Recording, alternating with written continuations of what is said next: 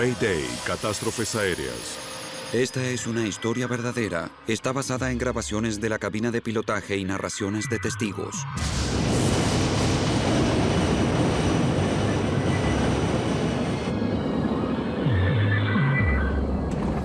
No puedo ver nada. Diablos, estamos fuera de curso, fuera de ruta. ¡No puedo ver! El 1 de junio de 1999, cuando un avión de American Airlines se preparaba para aterrizar en medio de una feroz tormenta, los pasajeros sabían que había problemas. No sé qué hizo que me diera cuenta, pero estaba consciente de que íbamos a tener un problema. ¡Oh, Dios! En minutos, sus peores temores se hicieron realidad. ¡Otro! ¡Otro! ¡Otro! ¡Otro más! ¡Otro! Estoy gritando, aléjense del avión, corran, aléjense. No sé dónde estamos, pero hay una carretera que va al aeropuerto. Tenemos mucha gente herida. Esta película cuenta la historia de un desastre trágico y evitable. La investigación revela una combinación mortal de un error del piloto, los efectos devastadores de un clima riguroso y la peligrosa carrera para cumplir con el horario. También revelará una prueba preocupante de una industria cometiendo una gran falta que podría matar nuevamente en cualquier momento. Carrera contra la tormenta.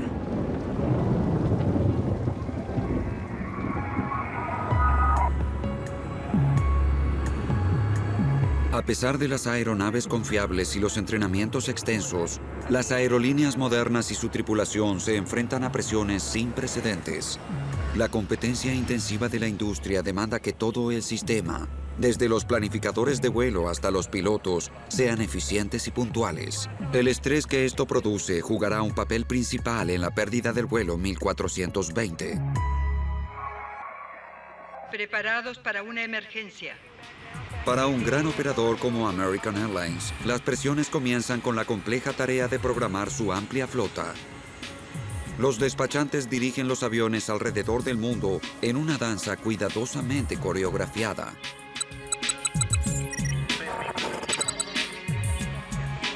La tensión por mantener esta eficiencia afecta a todo el sistema.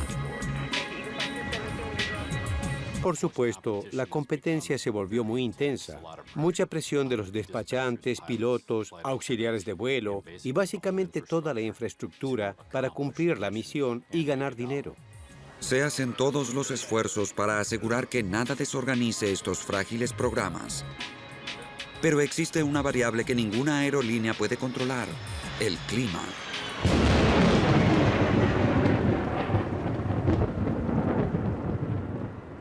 Los estados del sur de Norteamérica son especialmente propensos al clima riguroso, donde las tormentas no solo ocasionan demoras, sino que ponen en peligro extremo a los aviones comerciales. Demoras, problemas de programación y tormentas feroces conspiran para que un vuelo de rutina se transforme en una carrera aterradora contra el tiempo. El 1 de junio de 1999, el vuelo 1420 de American Airlines está demorado. Este es el movimiento de la tormenta. Se está deslizando hacia el sudeste. Tendremos una tarde tormentosa. La demora del vuelo 1420 aumentó la presión de los pilotos aún antes del despegue. La responsabilidad puede caer en la tripulación de vuelo para cumplir con un programa ajustado. Despachen, por favor. Sí, soy Michael. La tripulación tiene límites legales estrictos sobre su tiempo de servicio. El primer oficial advirtió que podrían partir fuera de horario. Alrededor de las 11:16. El vuelo debía despegar en la próxima hora o sería cancelado. Los pilotos entonces supieron de otra presión provocada por el clima que empeoraba cerca de su destino. Los pilotos recibían una información sobre el clima antes de partir de Dallas-Fort Worth que proporcionaba el pronóstico, proporcionaba las alertas meteorológicas. Cuando el despachante y el capitán estaban preparándose para el vuelo, miraron el informe meteorológico y pensaron que podían llegar a Little Rock antes de que comenzara la tormenta. Los 139 pasajeros solo querían llegar a casa. Viajaba con mi hijo y mi hija. Volvíamos a casa después de las vacaciones. Era el primer vuelo de mi hija. El avión estaba demorado y había muchas demoras. Era cansador, era frustrante. Era de noche. Pronto comenzaron a sentir que el vuelo 1420 estaba corriendo contra el clima. Cuando nos llamaron para abordar el avión, querían que lo hiciéramos rápidamente. Suban, siéntense, colóquense los cinturones. Nos vamos. Mencionaron que había mal tiempo entre nosotros y Little Rock. Querían adelantarse al mal tiempo que se acercaba a Little Rock. Finalmente, con más de 2 horas de demora, el vuelo 1420 parte de Dallas. Sin que la tripulación lo supiera, las tormentas ya avanzaban hacia Little Rock. 40 minutos más tarde, el vuelo 1420 está a 160 kilómetros de su destino. En este punto, la transcripción del grabador de voces revela una rutina calma y continua de la cabina de pilotaje. American 1420, ¿van a querer descender más? Hasta ahora está todo bien. American 1420, le haremos saber. El primer oficial del American 1420 era un empleado nuevo. Recién había finalizado el entrenamiento y lo juntaron en uno de sus primeros viajes con este capitán experimentado. Por lo tanto, ahora tenemos un piloto con mucha experiencia junto a un oficial relativamente nuevo. Bushman y Origel están sin duda relajados y planean su aproximación y aterrizaje. 25 para 24 fijo y armado. ¿Crees que vamos a salir bien de todo esto? Sí, casi estamos por debajo del peso máximo de aterrizaje. ¿Hay una luna espléndida o una nave espacial? Oh, es la nave escolta. La bomba central se está agotando, ¿está bien? Los pilotos están muy atentos a las tormentas. El radar meteorológico de a bordo registra una zona de cielo en forma de cono frente al avión. Las tormentas potencialmente severas aparecen en rojo. Ahí está tu gran desafío. Tenemos que llegar allí rápidamente.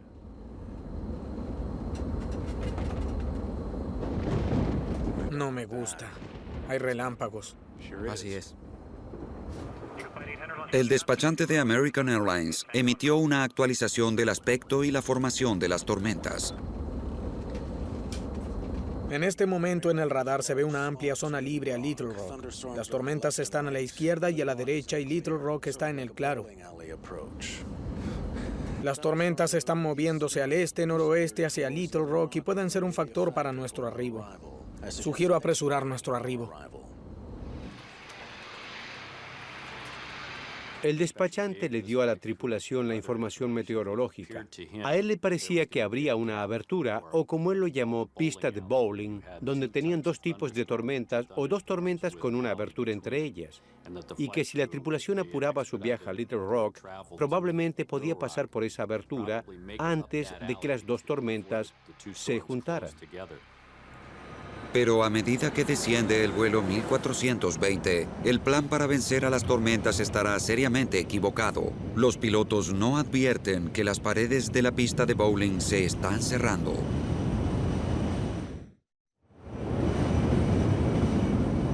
La ruta del vuelo 1420 de American Airlines está flanqueada por tormentas engañosas, un corredor que los pilotos llaman la pista de bowling. Con 130 kilómetros que faltaban, la ruta a Little Rock aún parecía ser clara. Aquí está la pista de bowling. Sí, lo sé. De hecho, ahí están las luces de la ciudad. ¿Quieres descender? No todavía, pero pronto. Estamos a 130 kilómetros del aeropuerto y hemos iniciado nuestro descenso.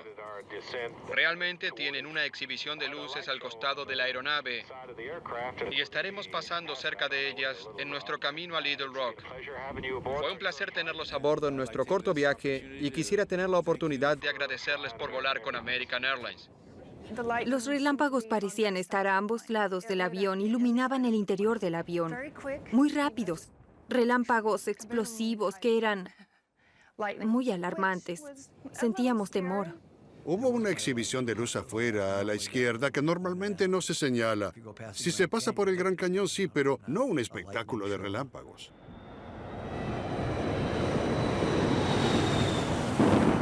A medida que el avión desciende, las transcripciones de las grabaciones de la cabina de pilotaje demuestran que los pilotos saben del clima agitado que tienen delante. Solo algunos rayos ahí adelante. A pesar de eso, creo que estaremos bien. En línea recta. Sí, derecho por la pista de bowling. Como dirían mis amigos, California tranquila. Tranquila. Perfecta. Exactamente. 1420 a 3400 hacia 3000. Cuando los pilotos toman contacto, el controlador de Little Rock les da la primera de una serie de alertas meteorológicas alarmantes. Tenemos una tormenta fuerte justo al noroeste del aeropuerto que ahora se está moviendo hacia la zona. El viento es de 280 a 28, ráfagas 4-4. Y tendremos un nuevo informe meteorológico para ustedes en un momento. Los vientos muy fuertes superan los 80 kilómetros por hora, suficientes para volar las tejas de un techo. Los vientos violentos presentan un grave peligro para el vuelo 1420. Los vientos transversales hacen difícil el control del avión en el aterrizaje. Los pilotos deben determinar rápidamente si están dentro de los límites de seguridad. Calculan la fuerza de los vientos transversales desde el ángulo hasta la aproximación final. Muy bien, entonces es 280 a 44. Ráfagas a 4-4. Bien, cerca del límite. Pero está a 40 grados fuera. Quiero decir que no estás fuera del límite por el ángulo, pero estás bastante cerca. Auxiliares de vuelo, prepárense para aterrizar, por favor. La atención del piloto ahora vuelve al mal clima. Dijo que la tormenta estaba al noroeste del campo. Dijo noroeste. Sí. Son relámpagos. Él dijo tormenta. Pero la tarea de rastrear las tormentas cambiantes se hace más difícil por la falta de un radar sofisticado en Little Rock. American 1420. El equipo de ustedes es mucho mejor que el mío. ¿Cómo se ve el 22F final? ¿Qué es eso? Divisamos el aeropuerto con mucha dificultad. Deberíamos poder hacer 2-2. La tormenta se está acercando, como dice su radar, pero está un poco más lejos de lo que pensaba. El controlador les dice, su radar es mejor que el mío, y así sucesivamente. El controlador en este accidente tenía un radar monocromático o básicamente un aparato de radar en blanco y negro, y no podía determinar las intensidades de la tormenta.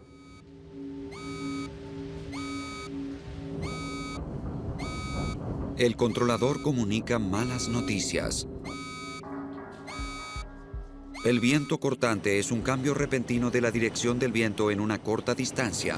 Es uno de los elementos más temidos de una tormenta fuerte. Para combatir estos vientos constantemente cambiantes, los pilotos se ven obligados a apartarse de sus planes previos de aproximación. Deben invertir la dirección de su aproximación para aterrizar contra el viento. Sí, pero vamos con el viento en contra, señor. La decisión de los pilotos de aterrizar en la dirección opuesta es una jugada prudente, pero creará serios problemas. Bien, ¿un giro a la derecha 250 al revés? Sí, señor. Están cerca del aeropuerto. Correcto. 250 estará bien. Cuando los pilotos giran a una nueva aproximación, el radar meteorológico de la aeronave, que registra el frente del avión, pierde el rastro de las tormentas. Peor aún, el giro demora el aterrizaje más de 10 minutos y con cada momento que pasa, las tormentas crecen en intensidad. Pista 4, derecha 111.3042. Creo que el aeropuerto estaba debajo nuestro. Sí, correcto. Cambiar pistas, seguir las tormentas con atención, todo suma trabajo a los pilotos. 2217, intersección de la inclinación de planeo todo el camino. Aproximación frustrada, giro a derecha a 4000. ¿Tienes el aeropuerto? No tengo el aeropuerto. Bien, ¿tienes el ILS? Sí, tengo el ILS. Los pilotos de aerolíneas ganan dinero cuando están volando con mal clima. La cantidad de trabajo comienza a aumentar debido a que tienen que considerar las nubes bajas, la lluvia, los rayos, las tormentas, el viento. Estos elementos comienzan a importar cuanto más cerca estás del aeropuerto. American 1420, parece que tenemos la segunda parte de esta tormenta que está avanzando. El viento ahora es 340 a 16, ráfagas 34. Con las tormentas empeorando, los pilotos necesitan llegar al aeropuerto lo más pronto posible. ¿Quieres aceptar la aproximación corta, mantenerlo ajustado? ¿Puedes ver la pista? Porque yo casi no la veo. Sí, está ahí. Está bien. ¿La ves? Señalas la dirección correcta y yo disminuyo la velocidad. Dame los alerones a 11. Las transcripciones ahora revelan una creciente confusión en la cabina de pilotaje cuando el capitán lucha por fijar la posición del aeropuerto. Bien, ¿notaste algo? ¿Viste el aeropuerto allí? ¿Dónde? Allí. ¿Está sobre la básica? Está ahí mismo. ¿Estoy sobre la básica ahora? Es como un ángulo agudo y estamos llegando. Y está ahí mismo. Lo perdí. No podemos mantener la visual. Ahora los pilotos tienen que abandonar su aproximación visual directa y pedir ayuda al sistema de aterrizaje con instrumentos de Little Rock. Pero esto demora el aterrizaje. Aproximación American 1420. American 1420, sí, señor. Sí, hay una nube entre nosotros y el aeropuerto y perdimos el campo. Estamos en el vector... Básicamente, estamos en el último vector que nos dio, que parece la pata trasera de un perro. American 1420 puede volar con rumbo 220. Los guiaré hacia el ILS. Estas imágenes de noticias muestran la tormenta en la noche del accidente. Como la lluvia fuerte acorta la visibilidad aún más, el capitán Bushman se siente desalentado. Odio volar alrededor de la visual con instrumentos en la noche, con mal clima y sin saber dónde estamos. Había algo que me desconcertaba. Sabía que estábamos descendiendo mucho, que la lluvia no cesaba y que íbamos dando saltos pesadamente.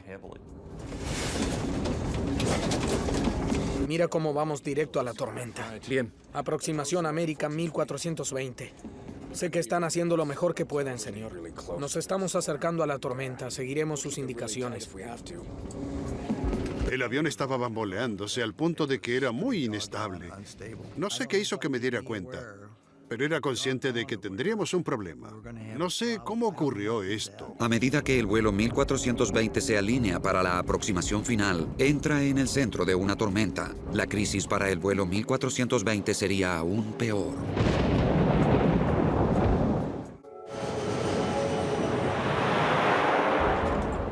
Con el vuelo 1420 a minutos de aterrizar, las severas tormentas les dan a los pilotos otro problema grave. La lluvia cegadora y las nubes espesas ocultan el campo de aterrizaje.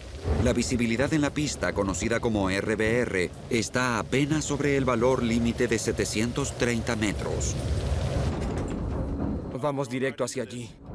American 1420. En este momento tenemos una fuerte lluvia sobre el aeropuerto. La visibilidad es inferior a 1.6 kilómetros y la RBR es 914. La visibilidad es inferior a 914 metros. Los pilotos no están seguros de que no sea peligroso aterrizar. ¿914? Recibido 914. ¿Es correcta 4 derecha? American 1420 es correcta. Autorizados para aterrizar. ¿Podemos aterrizar? 030 a 45, American 1420. 914 RBR. 914 a... No, RBR es 730. Bien, correcto. Sí, correcto. Bien, 15. Tren de aterrizaje bajo. Luces, por favor.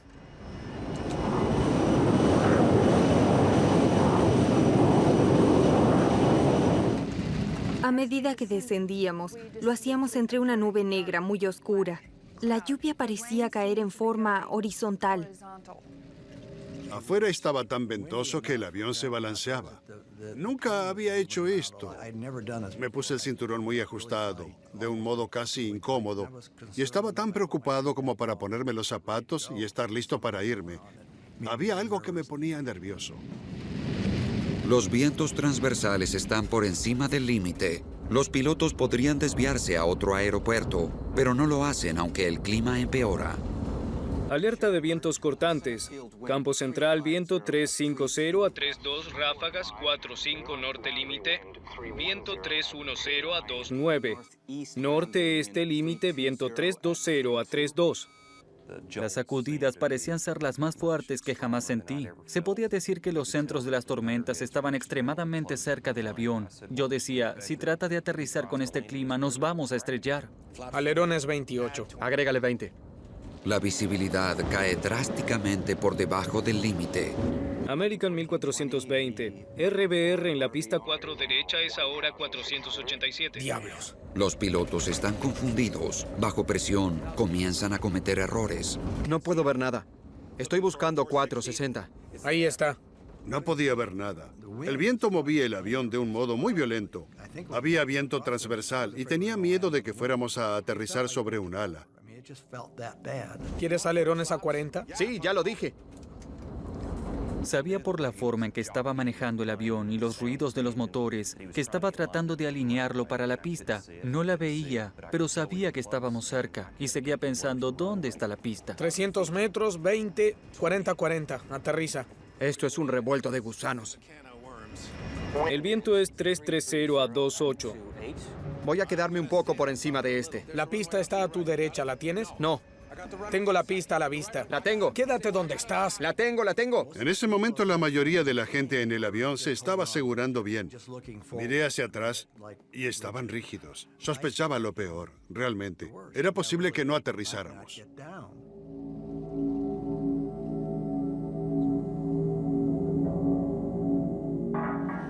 En medio de una tormenta feroz, el vuelo 1420 está por aterrizar en Little Rock. La baja visibilidad y los vientos fuertes hacían que esta aproximación final fuera engañosa. Viento 330 a 25. 150 metros. Más 20. Viento 330 a 23.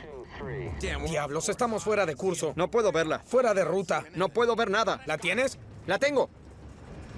30 metros. 15.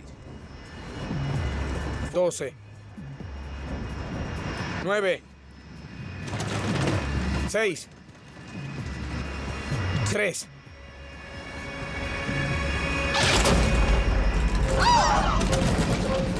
Golpeamos la pista realmente fuerte y no disminuimos la velocidad.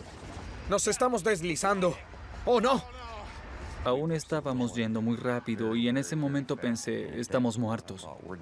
¡Frena!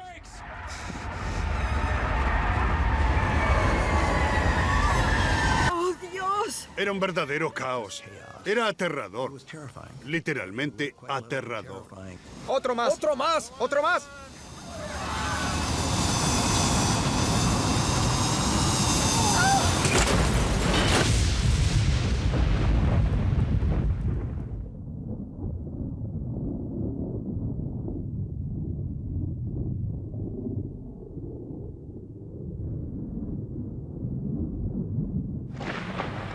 Cuando el avión efectivamente se detuvo, hubo un momento de silencio total, absoluto. Había fuego delante de mí y podía ver escombros y estaba en silencio. Y pensé, oh Dios mío, estoy muerta.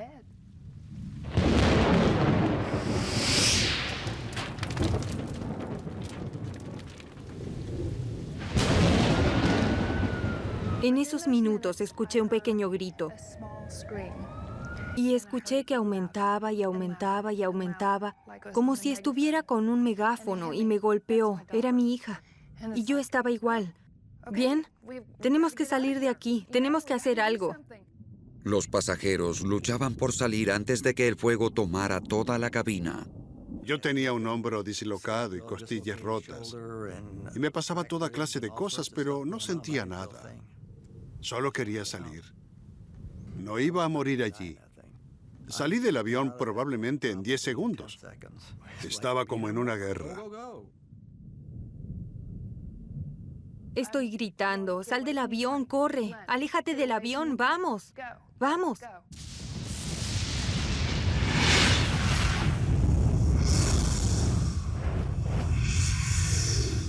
Algunas personas parecían salir de una explosión. Sus ropas estaban destrozadas. Vi a un hombre usar su teléfono celular para pedir ayuda. No sé dónde estamos, pero hay una carretera que va al aeropuerto. Tenemos mucha gente herida.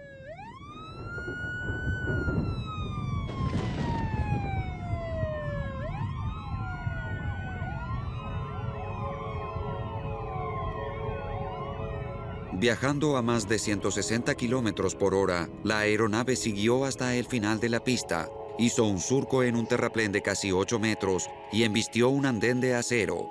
El avión se partió en varias partes. Los restos finalmente fueron a caer en las orillas barrosas del río Arkansas.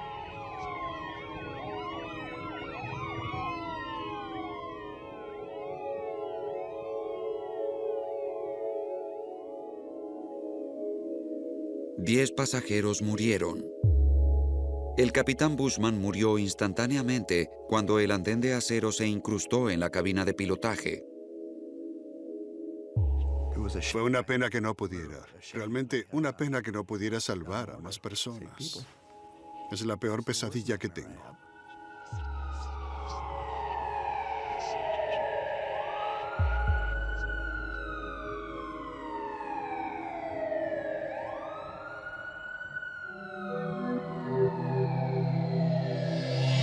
La Junta Nacional de Seguridad de Transporte de los Estados Unidos, o NTSB, fue notificada de inmediato. Greg Feith fue el investigador principal. La noche en que ocurrió lo del American 1420, recibí una llamada alrededor de la 1 de la mañana de nuestro centro de comunicaciones en la NTSB diciendo que había ocurrido un accidente en Little Rock y que podía haber algunas víctimas. Otro investigador, John Ike, entró rápidamente en escena. Hay una sensación de adrenalina cuando ocurre un accidente como este, donde te envían a la escena del accidente. Y tenemos un fuerte impulso por llegar allí, intentar descubrir qué sucedió, documentar los hechos para que podamos evitar que suceda nuevamente. La NTSB estableció un centro de comando cercano al lugar. Estarían los siguientes 18 meses reconstruyendo los hechos. Teníamos una idea básica de lo que había sucedido cuando llegamos a la escena, solo que no sabíamos por qué. Sabíamos que el avión había continuado al final de la pista, sabíamos que los pilotos no pudieron detenerlo, que la aeronave se destruyó atravesando este andén y que el incendio posterior al choque mató mucha gente, pero no sabíamos por qué.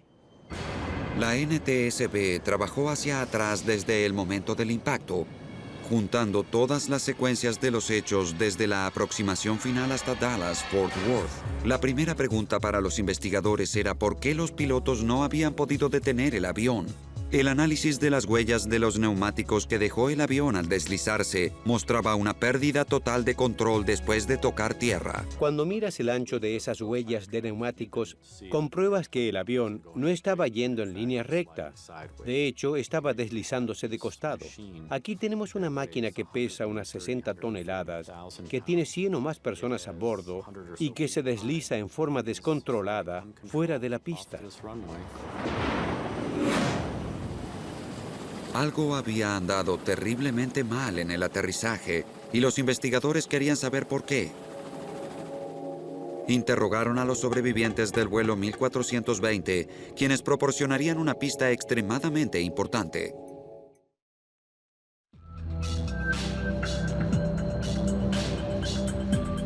Los investigadores de la NTSB necesitaban descubrir por qué el vuelo 1420 se había deslizado sin control fuera de la pista. Comenzaron a entrevistar a los sobrevivientes. Algunos de ellos vivían en Little Rock. Sus declaraciones dirigirían la investigación hacia el sistema mecánico utilizado para disminuir la velocidad del avión después del aterrizaje. Estábamos interesados en los pasajeros que estaban sentados cerca de las alas, que pudieron mirar hacia afuera por las ventanillas y que nos pudieran decir si vieron desplegarse los frenos de tierra. Los frenos son grandes alerones que se levantan, literalmente frenando la corriente de aire sobre las alas. Esto es necesario para que el frenado sea efectivo. Ninguno de los pasajeros vio desplegarse a los frenos. Para verificar las declaraciones, la NTSB examinó la información de las cajas negras del avión. La grabación de los datos del vuelo, que verifica los sistemas a bordo durante el vuelo, confirmó que los frenos no se habían desplegado. Las consecuencias fueron catastróficas. El vuelo 1420 no tenía posibilidad de detenerse a tiempo. ¡Frena! ¡Vamos, frena! ¡Oh, no! ¡Nos deslizamos! Por lo tanto, ¿los frenos no se desplegaron por un problema mecánico? ¿O fue un error del piloto en la confusión de la aproximación final? Para descubrirlo, la NTSB haría uso inteligente de la grabación de voces de la cabina de pilotaje o CBR. ¿Quieres alerones a 40? Sí, ya lo dije. Uno de los elementos principales que el equipo CBR estaba escuchando era la fijación de la palanca del freno. Se escuchaba en la grabación de los datos del vuelo que los frenos de tierra no se desplegaron. Queríamos saber si la palanca había sido realmente armada y estábamos buscando el sonido específico de un clic. No pudimos encontrar el sonido en la CBR del accidente, lo que nos hace pensar que la palanca nunca se colocó en posición de armado cuando tocaron tierra.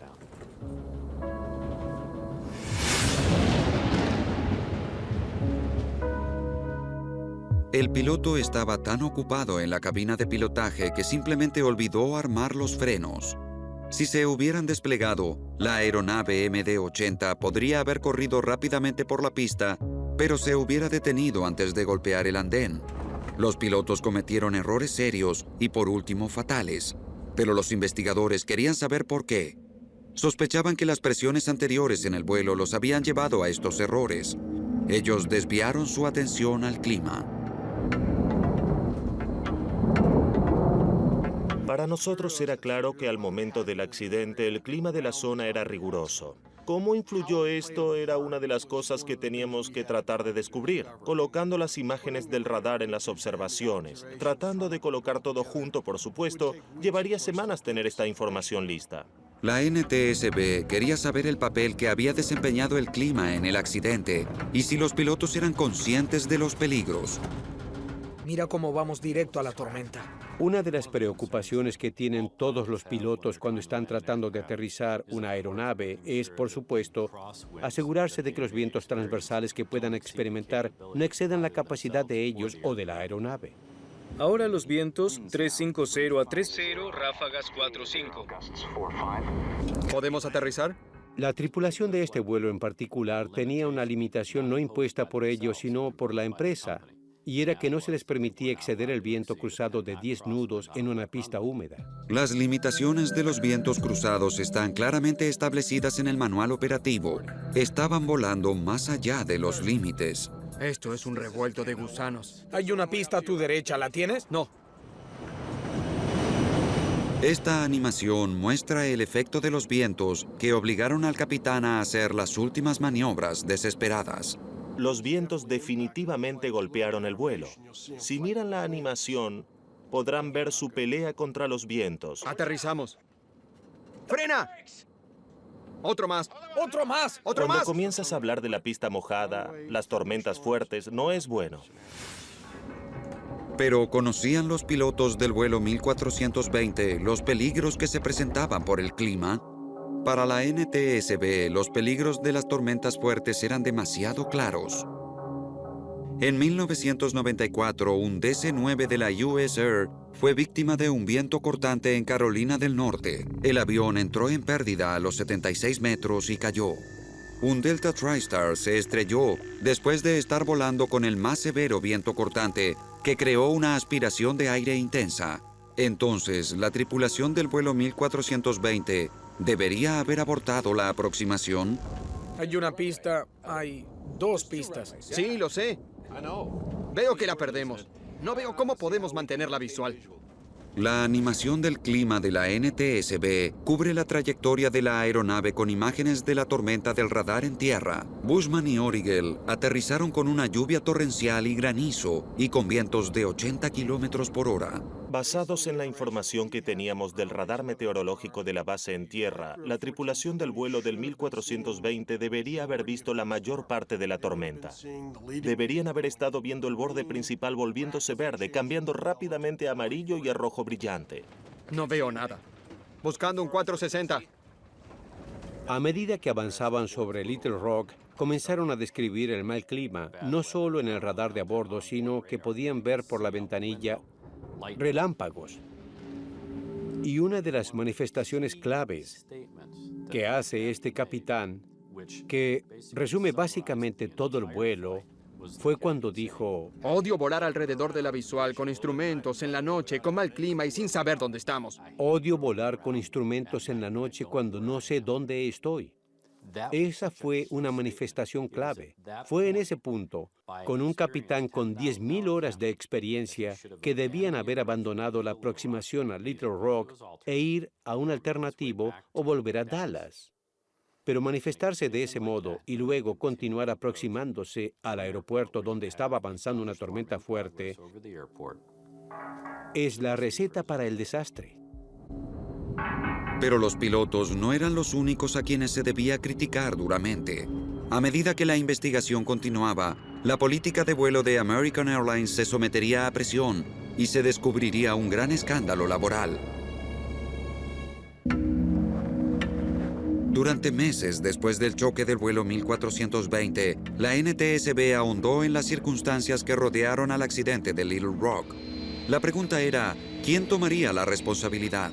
American Airlines era reacia a admitir que sus pilotos habían aterrizado sabiendo que había una tormenta muy fuerte. Al principio trataron de culpar al controlador de Little Rock. American comenzó una acción legal contra las autoridades responsables de los controladores de aeropuertos. Los abogados de American alegaban que la tripulación del vuelo 1420 no había recibido toda la información corriente sobre el clima. American 1420, su equipo es mucho mejor que el mío. ¿Cómo se ve el 2-2 final?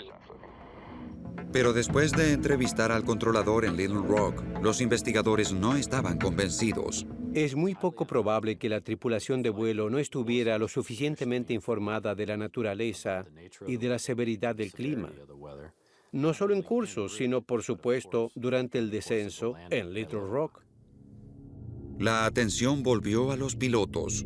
Los abogados que representaban a los pasajeros estaban decididos a que American Airlines aceptara la responsabilidad por el accidente. Quiero decir que se trata de dinero de algún modo, porque quieres que ellos paguen.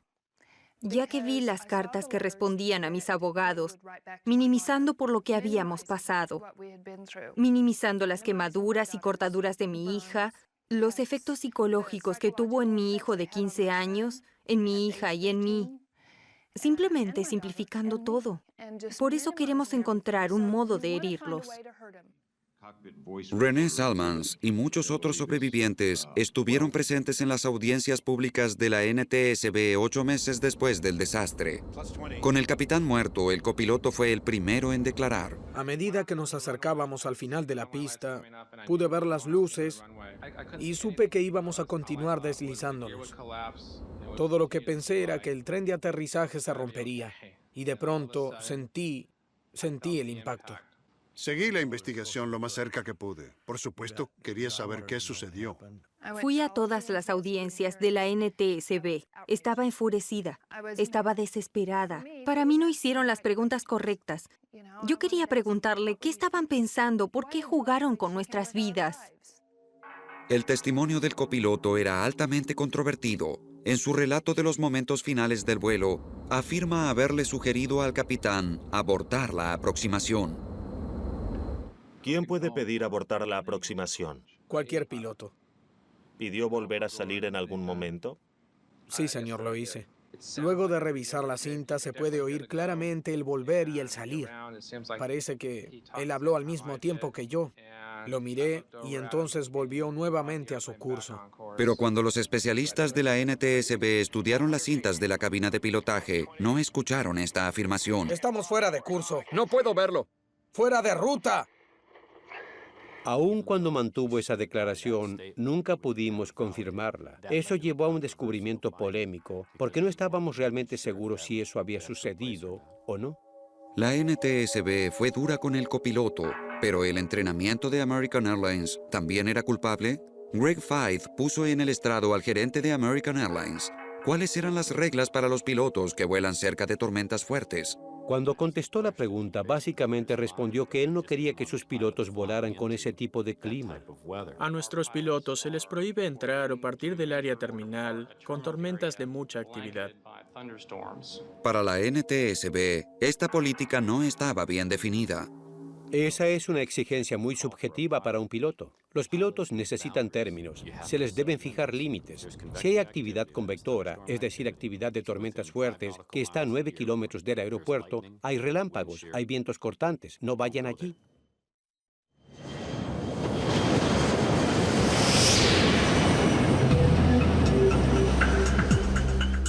cuanto más investigaba la NTSB, más encontraba que volar con fuertes tormentas era tan común que era perturbador.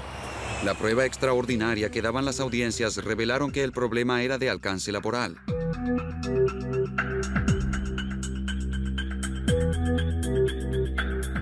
Los expertos del MIT dedicaron semanas a grabar las huellas de los vuelos de aviones que aterrizaban en Dallas-Fort Worth. Esperaron tormentas fuertes y vieron cómo reaccionaban los pilotos. La animación muestra a los aviones llegando para aterrizar cubiertos por imágenes de radar de las tormentas. Todo lo que sea amarillo o naranja es una tormenta potencialmente severa. De 2.000 encuentros con tormentas fuertes, 2 de cada 3 pilotos volaron en la tormenta y aterrizaron la aeronave. Me sorprendió el testimonio en las audiencias públicas. Están volando con el mejor equipo, tienen típicamente el mejor entrenamiento, tienen la mejor información disponible para esas decisiones que deben tomar para continuar por el camino lleno de peligros. Por lo tanto, me sorprende que trataran de hacer eso. Los pilotos saben que si entran en esa tormenta fuerte, pueden no salir de ella. Y si salen, será con pérdidas. ¿Por qué tantos pilotos vuelan en peligro? Los investigadores del MIT descubrieron que los pilotos eran más imprudentes si estaban atrasados, si era de noche, y si la aeronave delante de ellos también estaba volando con mal tiempo. En el caso de Little Rock, 2 de esos elementos estaban presentes. Era de noche y estaban atrasados.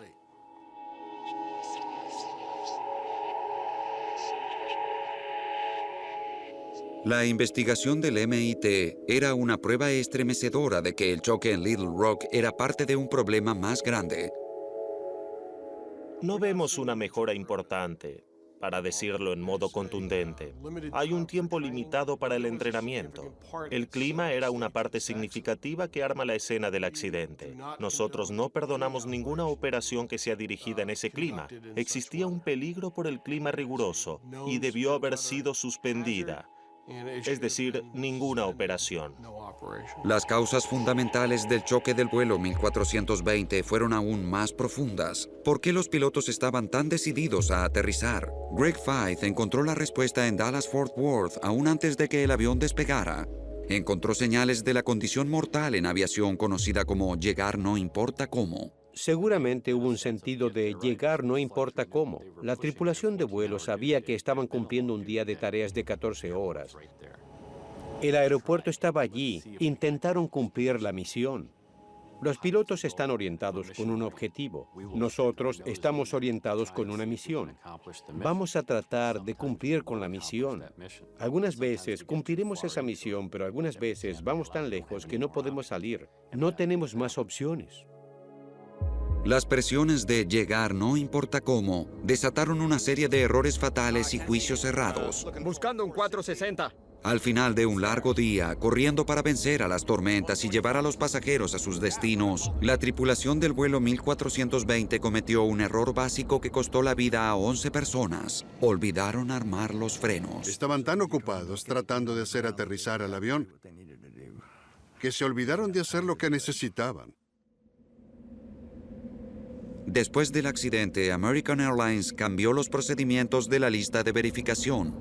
Ambos pilotos deben confirmar que los frenos están armados, listos para el aterrizaje. En octubre de 2001, la NTSB publicó su informe. Concluyeron que las 2 causas principales del accidente fueron, primero, la decisión de aterrizar con una tormenta fuerte, y segundo, la falla de los pilotos de no armar los frenos. American Airlines rehusó tomar parte de esta película o hacer comentarios sobre los descubrimientos. Como investigador, tuve más de 2 años básicamente para hacer mi trabajo y determinar qué estaba tratando de lograr el capitán. Ese capitán en particular tenía segundos para tomar decisiones basadas en la información que estaba recibiendo. Es injusto para un investigador de accidentes como yo comenzar a señalar con el dedo, pues yo no estaba allí. Yo los culpo, pero no estoy enojada con ellos. No pierdo mi tiempo con enojos hacia ellos. No tienen más que restos. Esto se puede comprender, pero lo que no se puede entender es que una persona que conozcas quiera matarse. Nosotros salimos y visitamos su tumba en la Academia de la Fuerza Aérea unas 3 veces. Y este hombre estaba atrapado en una situación muy mala. Quiero decir, estar allí y haber hecho eso.